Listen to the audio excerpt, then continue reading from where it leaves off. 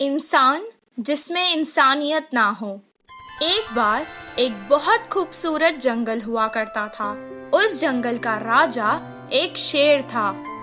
वो जंगल के हर जानवर को अपने बच्चों की तरह ही देखता था और इसी तरह सभी जानवर एक साथ मिलजुल कर रहते थे। एक दिन एक हाथी पेड़ से फल तोड़कर खा रही थी और अचानक उसे चक्कर आ गए और वो गिर गई। उसे गिरा हुआ देखकर जंगल के कुछ हाथी वहाँ आ गए और वो उससे उस जंगल के वैद्य के पास ले गए। बंदर वैद्य ने उसे कुछ देर देखा और कहा, इसे कुछ नहीं हुआ है, परेशानी की कोई बात नहीं है, ये माँ बनने वाली है।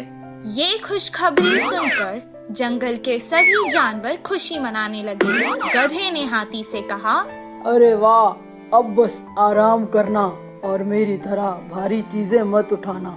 हिरन ने भी कहा, तुम मेरी तरह कूदा मत करो, आराम से चलो। मंत्री लोमड़ी ने कहा, मेरी तरह जो मिले वो मत खाना, अच्छा खाना खाओ। कौवे ने कहा, तुम्हें अगर कुछ भी चाहिए तो मुझे आवाज दे देना। ये सब सुनकर राजा ने कहा, हमारे हाथी मित्र की अब हम सबको ही मिलकर देखभाल करनी चाहिए। जंगल के सभी जानवरों का ये स्नेह उसकी तरफ देखकर हाथी को बहुत खुशी हुई। हर कोई उसका ख्याल रखने लगा।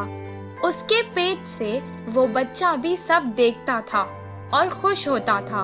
एक दिन उस मासूम को प्यास लग रही थी। माँ, मुझे बहुत प्यास लग रही है, पानी पी लो ना। वो जंगल के पास की नदी के पास गई और पानी पीने लगी।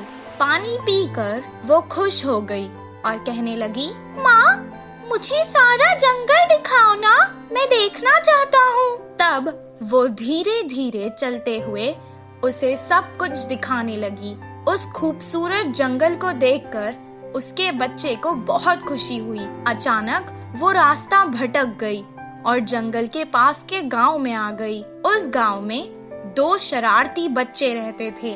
वो हमेशा सबको सताते और खुश होते थे। गांव के मुखिया की कई डांट पड़ने के बाद भी वो ना बदले, बल्कि उनकी शरारत दिन ब दिन और बढ़ती चली गई।